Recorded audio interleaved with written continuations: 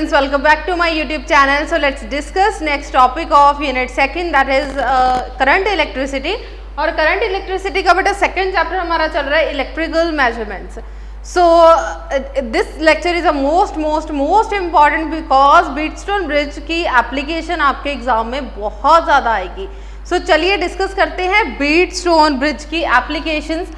और number 1 is a slide wire bridge. Slide wire bridge, ठीक है जी. स्लाइड वायर ब्रिज को बेटा आप लोग मीटर ब्रिज भी बोल सकते हो, मीटर ब्रिज, ठीक है. एग्जाम के अंदर बेटा दो तरीके से क्वेश्चन आ सकता है कि एक्सप्लेन स्लाइड वायर ब्रिज और एक्सप्लेन मीटर ब्रिज. इसका मतलब यही क्वेश्चन के बारे में पूछा जा रहा है. सो चलिए देखते हैं. It is a simply practical application of Wheatstone bridge that is used to measure an unknown resistance. अगर आप लोगों ने एक अननोन रेजिस्टेंस फाइंड आउट करनी है देन आप लोगों को मीटर ब्रिज जो है आप लोग यूज कर सकते हो. नेक्स्ट है इसका प्रिंसिपल. अब इसका प्रिंसिपल क्या है, किस प्रिंसिपल के आधार पे ये काम करता है. It is based on the principle of Wheatstone bridge. When bridge is balanced we can say P over Q is equals to R over X. X क्या है, आपकी अननोन रेजिस्टेंस जिसकी वैल्यू हमें पता करनी है. क्लियर हो गया. सो इसका प्रिंसिपल क्या है, Wheatstone ब्रिज के आधार पे ये काम करेगा. सो नेक्स्ट इसकी बेटा फर्स्ट जो एप्लीकेशन है कंस्ट्रक्शन है. सो कंस्ट्रक्शन लिखो. It consist of a wooden board over which a wire of 1 metre is stretched between 2 strips. सबसे पहले आपने क्या करना है, एक डायग्राम बनानी है, बिल्कुल नीट एंड क्लीन डायग्राम बनानी है आप लोगों ने. एक स्ट्रिप ले लो इस तरीके से, ठीक है, इस तरीके से एक स्ट्रिप ले लो. सो स्केल बना लो, 4 लाइन छोटी और 1 लाइन बड़ी, ठीक है जी. ये होगी आपकी वुडन का जो स्केल है वो ले लिया. अब इसके ऊपर आपने कॉपर की स्ट्रिप्स लगानी है. कॉपर स्ट्रिप्स मतलब इस तरीके से आप कॉपर स्ट्रिप्स लगा सकते हैं. ये आपकी हैं कॉपर स्ट्रिप्स, ठीक है जी. सो इसका कोई नाम दे दो और इस पॉइंट का कोई नाम दे दो. This is a A point and this is B point. Centre में जो पॉइंट होगा this is a D point. यहाँ पे आपने एक रेजिस्टेंस बॉक्स लगा दिया आर जिसकी वैल्यू आपको पता है, मतलब कि आप जिसे सॉल्व कर सकते हो, दैट इज द आर. और एक अननोन रेजिस्टेंस है जिसकी वैल्यू हमें पता करनी है. सो अननोन रेजिस्टेंस क्या है, ये एक्स. इतनी बात हो गई सबको क्लियर. एक सिंपल सा स्केल लो, उसके ऊपर आप लोगों ने कॉपर की स्ट्रिप्स लगानी है. ये क्या है आपका कॉपर स्ट्रिप्स, कॉपर स्ट्रिप्स. अब यहाँ पे आपने इसको अटैच करा, मतलब कि ए पॉइंट से आप लोग क्या करोगे, एक बैटरी लगा दो, इस तरीके से बैटरी लगा दो और यहाँ पे लगा दो एक की, ठीक है. की मतलब जिससे आप ऑन या ऑफ कर सकते हो. ये है आपका ईएमएफ, पॉजिटिव टू नेगेटिव. अब आपको पता है कि आपका current always positive to negative ही जाएगा. सो डी से क्या करेंगे, यहाँ पे लगा दो एक गैल्वेनोमीटर. गैल्वेनोमीटर की जो सुई है वो लगा दो यहाँ पे वायर के ऊपर, जिससे मूव करके हम लोग पता कर सकते हैं कि आपकी जो वैल्यू है वो कैसी आ रही है. आई विल ट्राई कि लेक्चर के एंड में आप लोगों को दिखाऊं कि मीटर ब्रिज कैसा होता है, जोकी कैसी होती है, रेजिस्टेंस बॉक्स कैसा है, सारी चीजें, ठीक है. सो कंस्ट्रक्शन के अंदर लिखो. It consist of a wooden board over which a wire of 1 metre is stretched between copper strips. 1 metre wire, यहाँ पे एक वायर लगी हुई है ए और बी के बीच में. नेक्स्ट देखो, नेक्स्ट लाइन देखो. A metre scale is also fitted parallel to the length of the wire. The two resistance R and unknown resistance X are connected between the two gap across the copper. Resistance R known value है जिसकी value हमें पता है, X वो वाली value है जिसकी value हमने पता करनी है. So X क्या है आपकी unknown value. One terminal of galvanometer is connected to the terminal D. एक आपने D के साथ कनेक्ट करा है एक टर्मिनल और दूसरा terminal is connected with the जोकी. जोकी एक ऐसी डिवाइस है जिसको वायर के ऊपर स्लाइड करके वैल्यू पता करेंगे, which can be slide over the wire to balance the bridge. According to the slide wire bridge हमारा पास क्या है, P over Q is equals to R over X. अब इतनी टर्म लिखने के बाद, ये हो गया आपकी स्टैंडर्ड वैल्यूज. इतनी टर्म लिखने के बाद जो आपको एग्जाम के अंदर जैसे क्वेश्चन आएगा, ये तो आएगा ही आएगा. फर्स्ट जो इसकी एप्लीकेशन है that is to measure the unknown resistance, to measure the unknown resistance. अब अननोन रेजिस्टेंस कैसे पता करेंगे? अननोन रेजिस्टेंस मतलब कि आपने x की वैल्यू पता करनी है। x की वैल्यू किस तरीके से पता करेंगे? लिखो, to find the value of unknown resistance x the circuit is arranged as shown in a figure. जैसे फिगर में दिखाया गया वैसे आपको एक सर्किट अरेंज करना है। The bridge can be balanced by moving the जोकी ओवर द वायर। आपको जोकी के ऊपर इस वायर के ऊपर, इस पर्टिकुलर वायर के ऊपर जोकी को मूव करना है। और जोकी को जैसे ही मूव करोगे, फॉर एग्जाम्पल आपके पास ये गैल्वेनोमीटर है ना, ये वाला गैल्वेनोमीटर है, यही गैल्वेनोमीटर ये है। मतलब जब आप वायर को इस तरफ टच करोगे, आपकी जो ये वाली नीडल है वो इस तरफ होगी। अगर आप जोकी को इस तरफ टच करोगे, आपकी जो नीडल है वो इस तरफ होगी। अब सेंटर में कोई ऐसा पॉइंट हमने ढूंढना है जिसपे आपकी गैल्वेनोमीटर की कोई डिफ्लेक्शन, मतलब कि जीरो डिफ्लेक्शन हो। जिस पे भी आपकी जीरो डिफ्लेक्शन होगी, जिस भी पॉइंट पर आपकी जीरो डिफ्लेक्शन होगी, that point is known as a balanced point. ठीक है, आप मान लेंगे कि वो वाला जो आपका पॉइंट है वो क्या होगा? बैलेंस्ड पॉइंट होगा। अब ए से लेके बी तक की लेंथ मान लो कि ये कितनी है? L length. ठीक है, बी ए से लेकर बी तक की जो लेंथ है वो कितनी है? एल। टोटल लेंथ कितनी है? टोटल वायर की लेंथ बेटा कितनी थी? 100 सेंटीमीटर। इसका मतलब ये बी से लेके सी तक का जो पोर्शन है, यहाँ पे सी मान लो, बी से लेके सी तक का कितना है? L minus 100। क्लियर हो गया? टोटल कितना है? 100। इतना कितना था? एल। बाकी कितना बच गया? 100 माइनस एल। इतनी बात हो गई क्लियर? सो चलिए नेक्स्ट लिखो, लेट ए बी की वैल्यू आपके पास कितनी है? एल। और बी से लेके सी तक की वैल्यू आपके पास कितनी है? 100 minus L. According to the Wheatstone bridge we know P over Q is equal to R over X। इससे पहले आप लोग लिखो, resistance of wire between A and B is taken as P। Resistance of wire between B and C is taken as Q। उसके बाद आप लिखो कि मान लो, अब देखो हमें अकॉर्डिंग टू हमारा ब्रिज क्या है? P over Q is equal to R over X। अब R ओवर X तो दिख रहा है डायग्राम के अंदर, लेकिन P कहाँ पे है? Q कहाँ पे है? मान लो कि A से लेके B तक की जो रेजिस्टेंस है वो L है, that is P। So P is directly proportional to L। Done. Second is Q is directly proportional to Q किसके इक्वल है? 100 माइनस L। ये टर्म हो गई सबको क्लियर? P और Q की जस्ट वैल्यूज इस तरीके से कंसिडर कर लो। अब we know P over Q किसके इक्वल है? R over X। जस्ट ये वैल्यूज जो हमने सॉल्व करी है वो पुट करनी स्टार्ट करो। व्हाट इज P की वैल्यू कितनी है? L। Q की value 100 minus L। R as such और X एज सच। यहाँ से X निकाल लो। सो क्या आ जाएगा? X is equal to, X यहाँ पे ले आओ, R 100 minus L divided by ये टर्म दूसरी तरफ गई तो L। ये आ गई आपकी value of unknown resistance. Clear हो गया जी? सिंपल सा आर्टिकल है, बहुत ज़्यादा सिंपल आर्टिकल है। अपनी कंस्ट्रक्शन लिखनी है, उसके बाद how to measure unknown resistance.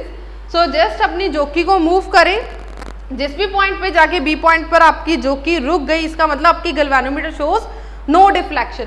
अब ए से लेके बी तक की लेंथ कितनी है? L। बी से लेके सी तक की लेंथ कितनी है? 100 माइनस L। क्योंकि टोटल लेंथ कितनी थी? 1 मीटर। 1 मीटर मतलब 100 सेंटीमीटर। क्लियर हो गया? इसके ना 1 मार्क्स का क्वेश्चन बहुत इंपॉर्टेंट है कि इसे स्लाइड वायर ब्रिज क्यों कहते हैं? क्योंकि जोकी को स्लाइड किया जाता है वायर के ऊपर, इसलिए इसको बोल दिया स्लाइड वायर ब्रिज। अच्छा, why we called it a metre bridge? क्योंकि यहाँ पे 1 metre bridge, 1 metre length wire use की जाती है। 1 मीटर मतलब 100 सेंटीमीटर। क्लियर हो गया? 100 सेंटीमीटर। सो ये छोटा सा पोर्शन कितना है? 100 माइनस L सेंटीमीटर, मतलब कि Q। ये है आपकी P की वैल्यू, ये है आपकी Q की वैल्यू। According to formula, according to principle, P over Q is equal to R over X। P की वैल्यू पुट करें, Q की वैल्यू पुट करें, R एज सच, X की वैल्यू एज सच।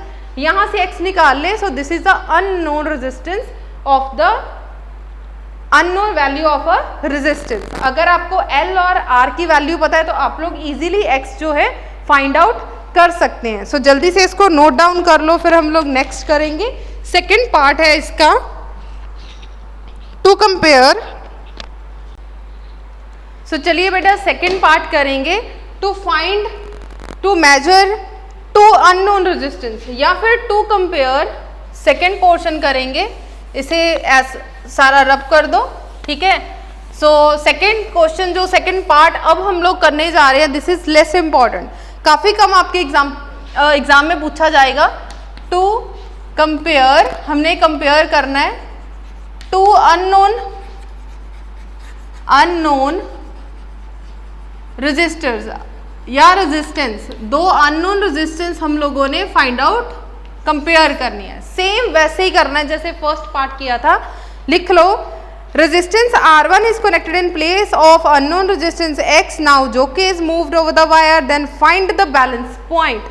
अब क्या करना है, अब AB का आंसर कितना आ रहा है, लेट्स सपोज किया कि हमने कोई रेजिस्टेंस यहाँ से कोई बाहर निकाल दी, इसका मतलब जोकि के ऊपर कोई ना कोई वैल्यू तो आएगी।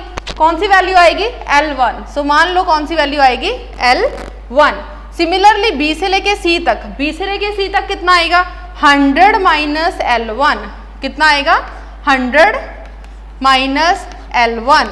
अब we know P is directly proportional to L1 और Q is directly proportional to 100 minus L1।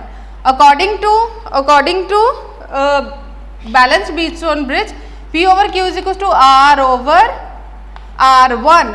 X की जगह पर क्या लिख रहे हैं, R1। P की वैल्यू कितनी है, L1। Q की वैल्यू 100 माइनस L1 और R की वैल्यू R, R1 की वैल्यू R1। यहाँ से R1 निकाल लो, R1 की वैल्यू कितनी आई, R 100 minus L1 divided by L1, ये आ गया आपका R1 का आंसर। ठीक है, सिंपल है, जैसे पहले किया था डिट्टो सेम। सेकंड स्टेप भी यहीं पे कर देती हूँ क्योंकि इजी हो समझने के लिए, बाकी सारा मैथमेटिकल पोर्शन सेम, थ्योरी बिल्कुल सेम। अब क्या लिखना है, ए बी की वैल्यू अब मान लो कि क्या आ गई, L2। सिमिलरली बी सी की वैल्यू कितनी आएगी, 100 minus L2। So P is directly proportional to L2 और Q किसके डायरेक्टली प्रोपोर्शनल आएगा, 100 माइनस L2। ठीक है जी, अकॉर्डिंग टू व्हीटस्टोन ब्रिज क्या है, P over Q is equal to R over R2। क्योंकि सेकेंड रेजिस्टेंस की बात कर रहे हैं, मतलब कि रेजिस्टेंस बॉक्स में से जो हमने अलग से कोई और वायर लगा दी वहां पे, X की जगह पे पहले पे क्या लगाई R1, दूसरे में क्या लगाई R2। सो P की वैल्यू कितनी है, L2 over 100 minus L2 is equal to R divided by R2। यहाँ से R2 निकाल लो, R2 का आंसर कितना आएगा, R2 उस तरफ गया, R 100 minus L2 divided by L2। ठीक है जी, अब हमारे पास R1 भी आ गया, R2 भी आ गया। Now divide equation number 1 by 2। Equation number 1 को 2 के साथ डिवाइड करके देखो आंसर कितना आएगा। आई होप आपको थोड़ा सा समझ लग रहा होगा, बिकॉज मैंने थोड़ा सा स्पीड अप कर दिया। लास्ट में आपको नोट्स प्रॉपर शो कर दूंगी कि आपने कैसे लिखना है इसको, बस समझ लो। फर्स्ट आर्टिकल जैसे किया, जब दो अननोन रेजिस्टेंस आएंगी तो क्या होगा, एक बार R1 ले लो, एक बार R2 ले लो, दोनों को डिवाइड कर दो, मतलब कि R1 ओवर R2। R1 की वैल्यू कितनी है, 100 minus L1 multiply by L1। अब इसकी वैल्यू क्या आएगी, L2 divided by R2, 100 minus L2। सो लिखने का तरीका क्या है, इसे कैसे लिख सकते हो, यहाँ पे भी R है, यहाँ पे भी R, सो R के साथ R कैंसिल, सो आ गया L2 100 minus L1, L1 100 minus L2। So this is the final answer. इस तरीके से आप दो अननोन वैल्यूज पता कर सकते हो। सो ये थोड़ी सी लेस इंपॉर्टेंट डेरिवेशन है। फर्स्ट एप्लीकेशन फर्स्ट जो है वो ज़्यादा इंपॉर्टेंट है। नेक्स्ट करने जा रहे हैं to measure the unknown temperature. अगर आपकी किस्मत बहुत ज़्यादा खराब हुई ना, तब जाके ये आपको एग्जाम में आएगा, अदरवाइज वेरी रेयर चांसेस कि टेम्परेचर वाला पोर्शन आपको एग्जाम के अंदर पूछा जाए। ठीक है, थर्ड पोर्शन है हमारा to measure the unknown temperature, to measure unknown temperature. अगर टेम्परेचर अननोन हो उससे कैसे पता कर सकते हैं, सो लिख लो, the resistance of a conductor at temperature theta is given by, we know R is equal to R0 1 plus alpha theta. ये हम लोग ऑलरेडी डिस्कस कर चुके हैं टेम्परेचर कोफिशिएंट ऑफ रेजिस्टेंस वाले आर्टिकल में, वहीं से डायरेक्ट हमने आर्टिकल लिया। अच्छा, इक्वेशन नंबर 1 बाद में ले देंगे। R is equal to R0, open करके लिखो, plus R0 alpha theta. So R को इस तरफ ले आओ, R minus R0 is equal to R0 alpha theta, so this is our equation number 1। अब मान लो आपने इसको कोई टेम्परेचर दे दिया, अगर आप टेम्परेचर दोगे देन क्या होगा, if R100 is the resistance of conductor at 100 degree centigrade, तो क्या होगा R100 minus R0 is equal to R0 alpha 100। So this is our equation number 2। ये कब होगा, जब 100 डिग्री, ये था 0 डिग्री पे, ये है 100 डिग्री, ये था थीटा डिग्री पे, ये 100 डिग्री पे। देन वहां पे रेजिस्टेंस कितनी थी R, यहाँ पे रेजिस्टेंस कितनी है R100। अब इन दोनों को डिवाइड कर दो, divide equation number 1 by equation number 2, दोनों इक्वेशंस को डिवाइड कर दो, फाइनली ये हमारा आंसर आ जाएगा। अब देखो R0 के साथ R0 कैंसिल, अल्फा के साथ अल्फा कैंसिल, ठीक है जी। So finally this is our answer, ये हमारा आंसर आ गया। क्लियर हो गया जी। सो ये था हमारी वीडियो का लास्ट लेक्चर। आज का लेक्चर फर्स्ट वाला जो पॉइंट है मोस्ट इंपॉर्टेंट है, सेकंड और थर्ड पॉइंट अगर आप वीक स्टूडेंट हो, ये टेम्परेचर वाला जो पॉइंट है ना, ये छोड़ दो, इस पे आप छोटा सा क्रॉस लगा दो कि अनइम्पॉर्टेंट है। अगर किस्मत बहुत खराब हुई आप लोगों की तब आएगा ये, अदरवाइज ये एग्जाम में नहीं आएगा, क्योंकि सेकेंड चैप्टर हम लोग जो अब कर रहे हैं इसमें 3 मार्क्स का क्वेश्चन आने के चांसेस ज़्यादा है। सो मान के चलो कि पोटेंशियोमीटर, व्हीटस्टोन ब्रिज या किरचॉफ्स लॉ में से ही कोई 3 मार्क्स का क्वेश्चन आएगा। क्लियर हो गया जी। सो नेक्स्ट वीडियो में हम लोग करेंगे potentiometer, which is also most important topic. So जाने से पहले वीडियो को लाइक करना है, मैक्सिमम शेयर करना है। Thank you so much.